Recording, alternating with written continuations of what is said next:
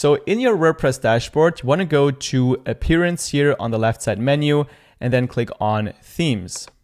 Then let's click on Add New. And now the theme we're going to install is called Astra. In fact, you can already see it here. But if you don't see it, you can simply type in Astra here in the search bar, and then it should come up. Then we're going to click on Install here. Once it's installed, you want to click on Activate. And now we also want to install a plugin that will give us some pre-made designs to make creating our website a lot easier. So we're going to click on Plugins here on the left side and click on Add New.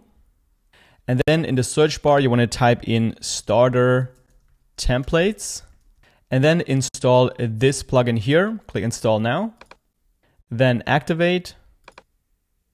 And now it has automatically opened up this plugin. But if it doesn't open up for you, you can basically go back to the dashboard, go to Plugins, click on Plugins here, then scroll down to where it says Starter Templates. And then you want to click on See Library. And then it will take you back to this page. Once we're here, we're going to click on Build Your Website Now. Then for the page builder, we're going to use Elementor. So we're going to click here. And then here, finally, you can choose your website template. This template is going to determine what the overall design and the overall structure of your website is going to be. Obviously, you can customize everything later on, but this is going to give you a good starting point.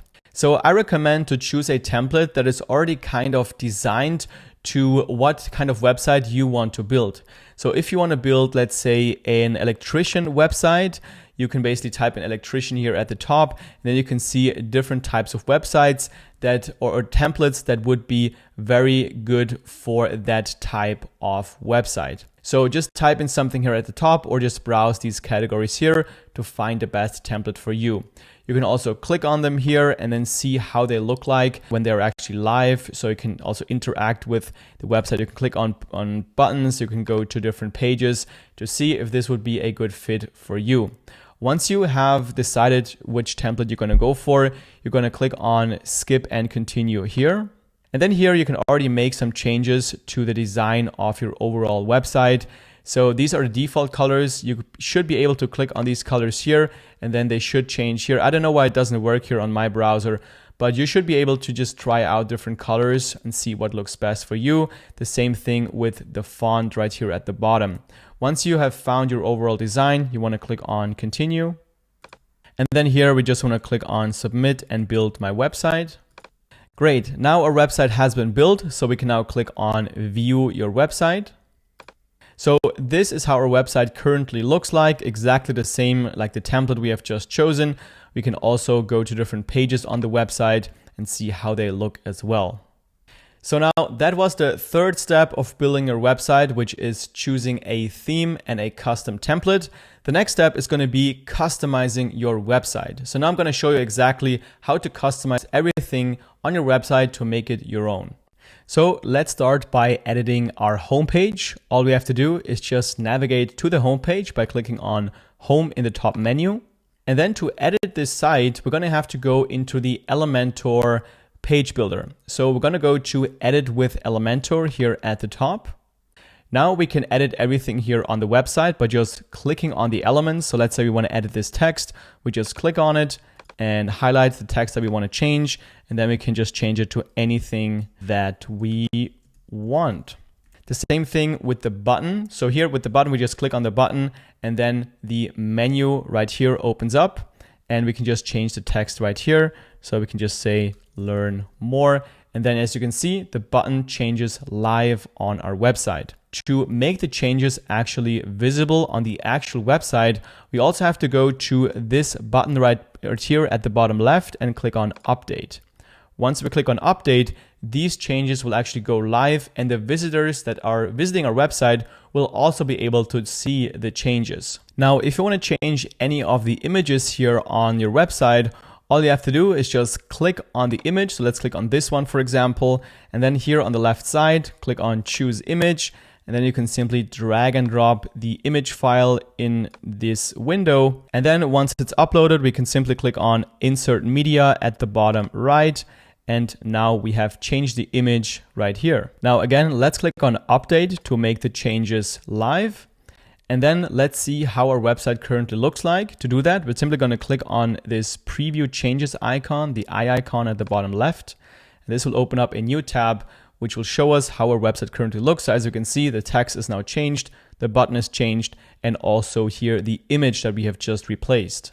So that's how you change the overall content of your website. Simply click on the element and then make the changes.